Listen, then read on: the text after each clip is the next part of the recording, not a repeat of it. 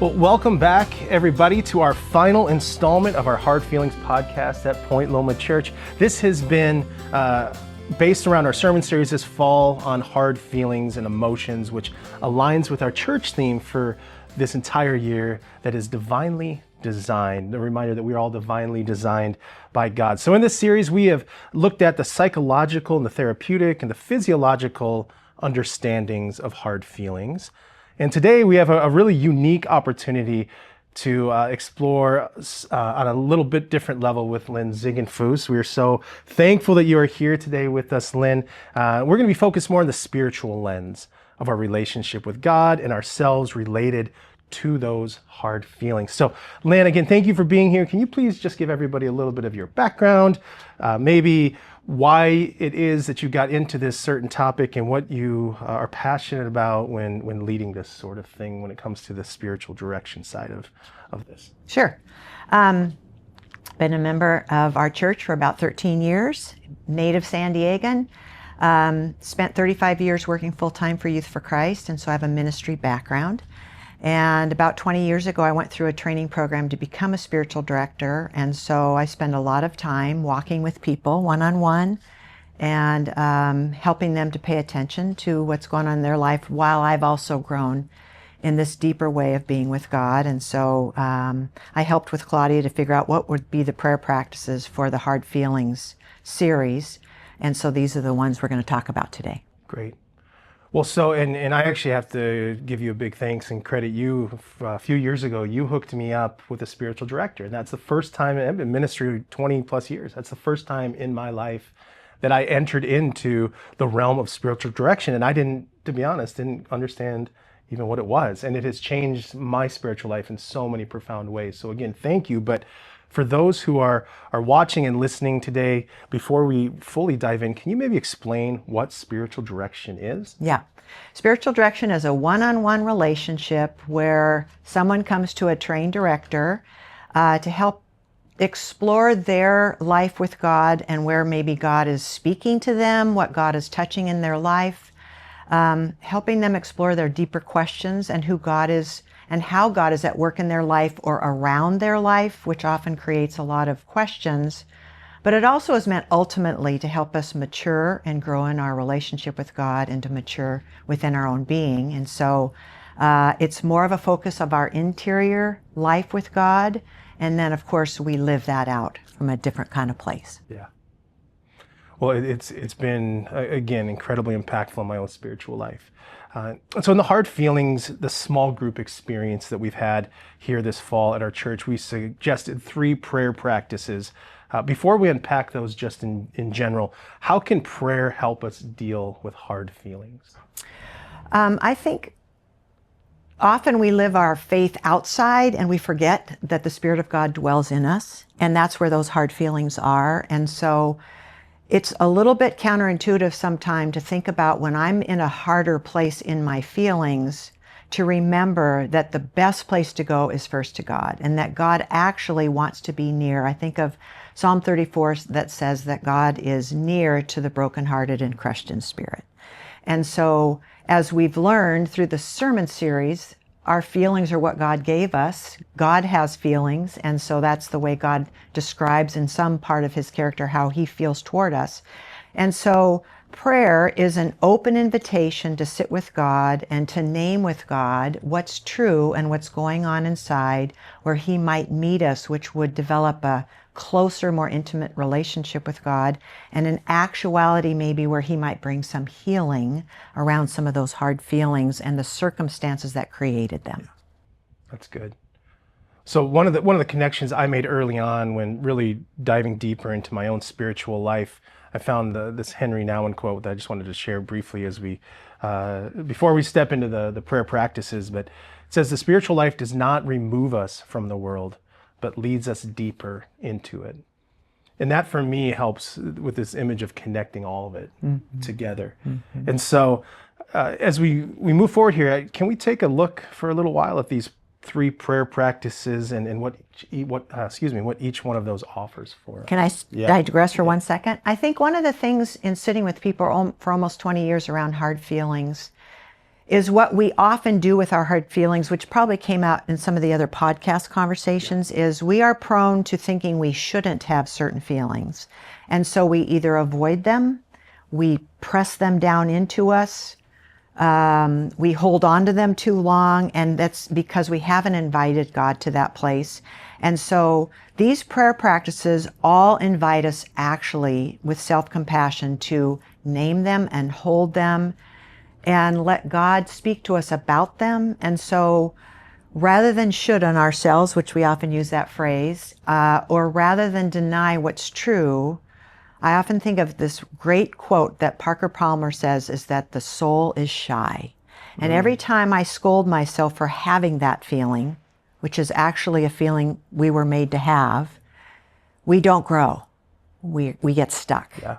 And so God is always about bringing us into more wholeness and freedom. And so that's why prayer is the mechanism that God's given us to actually let God be with us in those prayers so we don't get stuck, but we actually enjoy healing or freedom or a new perspective. I've actually never heard that before. The soul is shy. I'm going to have to try to dig into that a little bit myself. That is heavy. That's powerful. Well, can we now take a moment and just jump into those prayer practices? I'd love to hear your thoughts and your wisdom regarding those. Okay. The first one, you all experience, if you were in the small group idea, we were offered to pause before we began and just sit in quiet. And so the idea of just learning how to be more aware and to be quiet before God and to believe that God actually wants to be with us. It's called consenting to his presence. And in just doing that act of quiet, we become more aware maybe of what's inside. And we live in a noisy world. And if we're trying to push our feelings down, then we actually have ways where we're not paying attention to the very things that might be wanting to be noticed. And so quiet is a way just to hold ourselves in God's presence and to become aware of what's stirring. So I have a quote from Henry Nouwen that I think is great, that I love to read, and it goes like this. Finally, listen to your heart. It's there that Jesus speaks most intimately to you. Praying is first and foremost listening to Jesus, who dwells in the very depths of our heart. He doesn't shout. He doesn't thrust himself upon you. His voice is an unassuming voice, very near a whisper, the voice of gentle love. Whatever you do with your life, go on listening to the voice of Jesus in your heart. This listening must be an active and very attentive listening, for in our restless and noisy world, God's so loving voice is easily drowned out. You need to set aside time every day, or some days at least, for this active listening to God, if only for 10 minutes, and I would say start with 5. 10 minutes each day for Jesus alone can bring a radical change in your life. You'll find that it isn't easy to be still for 10 minutes at a time. You'll discover straight away that many other voices that are very noisy and distracting, voices which do not come from God, demand your attention.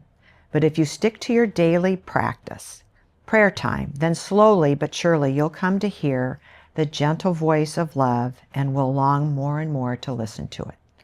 So that is why we began that beginning simple prayer of quiet. What would you say to somebody, and we all hear this often, we're guilty of saying it ourselves, I'm too busy. I'm too busy to even add 5 or 10 minutes into my daily routine. And I always say we're not too busy to do that. It's a priority thing. What would you suggest for someone to even start that, like contextually? Like you get up 5 minutes earlier? How would someone even begin to get in the mode of that practice? Well, I would start with, I wonder what the busy protects you from, because we might be afraid to sit for 5 minutes. Because being quiet does invite something we might be avoiding. So I think you have to wrestle with, what does busy maybe protect me from? Second of all, I would say look at your calendar. Is there a consistent time? I don't think it has to be consistent, actually. Often we say the morning. I like the morning. I didn't used to when I was younger. I have many people that put a ding on their workspace and they decide to take a breath and they just turn away from their screen and decide for 5 minutes they're going to just take some deep breaths. Even if you start with 4 deep breaths and just calm yourself down to pay attention, that's the beginning place. Maybe that's the easiest place before you are still and quiet. But I think we all get to choose this. Yeah. And I think we all, if we listen, have a longing to be closer to God and be more connected to ourselves. So all of us get to choose. Yeah. I remember one of my first times with my spiritual director, and we sat there and he said, let me try something with you. And we did a breathing exercise, the inhale and the exhale. I remember how profound that felt for me. And when we were done, he said, you know how long that was? I was like, 20 minutes. He's like, that was 4 minutes. Mm-hmm. If that. And, and how much I needed that. And I needed somebody to help bring that out of me. Yeah, absolutely. I would say this conversation is about building capacity. You start small. Yeah. And God honors your heart's desire, not the length of time. It's not about the length of time. Yeah. It's about your earnest desire. Yeah, that's good. Good. Well, can you now maybe dive into the Examen? Yes. So the second practice that we offered was the Examen, which is an Ignatian practice from St. Ignatius of Loyola. And its brilliance tied to our feelings is he really believed that we needed to learn how we experience God through our day. And there's certain times in the day maybe where we had a deeper sense of God being near us, and experiences in the day where God was more distant from us. Mm. And so the practice of an Examen is to look at the 24 hours before. If you do it in the morning, what happened? If you do it at night, what happened this day? Wherever your point is. But it's really learning to notice throughout my day, when was I most aware of God's presence? Mm. And then to live in that moment, relive that moment. What was said? Who was there? What was the feeling? Why did I have a sense of God near me? Other things are not only, when was I most energized? When did I feel most alive? When was I most loving? Because those are all evidences of God's nearness and presence to us. And after you sit there and you thank God for that moment in the day, then you pause and you go to the other side of your day and you say, when was I not aware of God's presence at all? When did God seem distant? When was I drained of life? Whatever question you use, there are always pairs. Nearness of God, distance of God. Most alive, drained of life. Something where you can track the movement of God and your awareness of how you live that way. And Ignatius believed that once you started to do that practice consistently, you began to learn things about yourself. Sure. And I would say in this context, you begin to learn about your sense of feelings, especially hard feelings, and what kind of feelings are you having when God is near? And so you begin to learn some of your patterns of how you are actually in relationship to God and yourself. And so that's a very important learning for us, right? Absolutely. Yeah. I have a story. Yes, please. So when I started doing the Examen many years ago, I started to realize that when I experienced anger, for sure, I had no sense of God near me. And after about having 4 of those in a row, not that I was angry 4 days in a row, but as I was practicing, all of a sudden I realized, oh my goodness, I can't have God, I don't have a sense of God near me when I'm angry. So that taught me about my relationship to the hard feeling of anger. But that opened the door for me to be able to invite God into that scene. So when I bump into the scene where God's not near, the other part of that practice is to pause, know what happened in that day, who was there, what was said, and then to invite Jesus to come stand with me. So in my imagination, I'm mad, God seems to disappear, I notice that, and now in the prayer practice to bring Jesus standing right next to me. Mm. And then notice what happens to the scene when I actually can have God near me in the midst of the anger.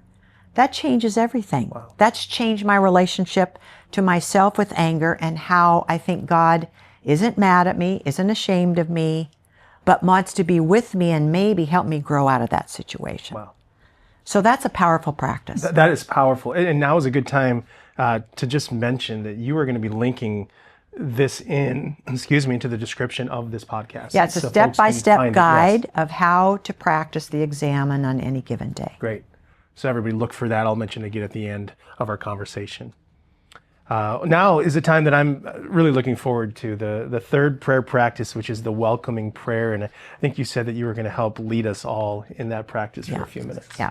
The welcoming prayer for me personally has been the one that's helped me most with hard feelings. It's designed for that, actually. Okay. It comes out of the centering prayer movement, because as you're quiet longer and longer, often you become aware of stirrings of your backstory and what gets surfaced. And I love the welcoming prayer. It's also called consent on the go. So it means you can actually do this when you're really mad in traffic. Okay. Or in your line in a grocery Never store. happens. And you're like, I'm in a hurry and I'm feeling so stressed out. And so the idea is to name or to sink into. So, our feelings are in our muscle memory. I know somebody in the podcast already talked about that. And so either to sit some part of the day, like when I have an encounter where I'm really disturbed, or I reacted in a way that I go, oh, I don't like that about myself. Yeah. I want to pause whenever I can get to it and to say, what happened? I felt really hurt, or I felt really irritated. And then the practice is to sink into that moment. It's a little bit like the examen in that way, but I am sinking into it. I'm naming it. So there are parts of our day where we have very unwelcome feelings. And for many of us, our hard feelings we would name as unwelcome. For whatever reason, we don't think we should have them. They don't feel Christ-like, whatever. So this practice allows and invites us to name that feeling and then to welcome that feeling without judgment. Now that's very counterintuitive. It's growing a muscle, and it's a practice that's rooted in some self-compassion, right? Mm-hmm. And so I just want to say, you're not welcoming the situation. Nobody's going to welcome a poor diagnosis. Sure. Or a traffic accident. Right. Nobody's going to welcome that, but the feelings that come out of an encounter with a boss that made you feel small, let's say. Okay. You're not necessarily welcoming the thing that came at you and what's unwelcome, but what you are naming and welcoming are the feelings that stirred. Got it. Okay? Okay. And so by naming and choosing to welcome, counterintuitive, I welcome my aggravation right now. And then it leads you, again, we're going to have this link to the prayer in the link for prayer practices. It travels through 3 areas of our being. One has to do with the place where we feel unsafe. One has to do with where we feel undervalued. And one has to do with the place in us that feels out of control or helpless. Okay. Because a lot of those feelings touch upon one of those areas, or 2 of them at the same time. And we all tend to have certain bents. I tend to get my feelings hurt, or I want to be esteemed and have affection. And often things that create negative feelings, I feel threatened in that area of my life. So I just want to name, I'm going to read the prayer, what you would say in the prayer. So you're going to sink into those feelings and name them. You're going to welcome them. I welcome my aggravation. I know that seems crazy. And you don't want to judge them. You just want to hold them. And then you would offer this prayer to yourself and over those feelings with God. I let go of my desire for safety and security. I let go of my desire for affection and esteem. I let go of my desire for power and control. And I open myself to the love and presence of God and God's healing action and grace within. So I'm going to actually go through it again with you, Evan. But I think what you begin to understand is we get threatened and certain feelings arise, hard feelings, that we judge harshly. And then what do? We scold that shy soul and it goes and hides. Yeah. This prayer allows that shy soul to come out and to be held. And then to release back to God. You're consenting to God. I'm going to release that back to you because I need your help. That reorients our sense of a feeling. And it's not that all these feelings are great. Maybe I am angry and I'm angry for selfish reasons. I also need God in that moment for that, for God to help me be calm, to help God for a confession. It may touch, when I jump into something and I go, oh, I didn't like the way they touched on my pride. Yeah. Right? Yeah, right. That's my problem. Yeah. So for me to be honest with God and to own, I really wanted affection and esteem, and I got angry because I didn't get it, and Lord help me. Yeah. And so I thought we would just Yes. run through that quickly. I don't know what feeling you might want to, maybe something's happened. Plenty to choose from. So in the last 24 hours, and I'm going to do it sort of while I walk us through it because it's a prayer practice for me. I've had something happen in the last 24 hours and I'm very disturbed by it for a dear friend. Okay. So I'm going to hold that with you, but I'm going to guide us through together. Great. Okay? So I want us to pause and sink into how you would feel that feeling, what you're aware about that feeling and what it stirs. And now I want you to name that feeling before God to yourself and hold it without judgment and welcome it. At least be able to hold it and name it. And see what it touches inside. See what God might bring to you. And maybe God's holding that feeling with you. And now to say over that feeling, I let go of my desire for safety and security. I let go of my desire for affection and esteem. I let go of my desire for power and control.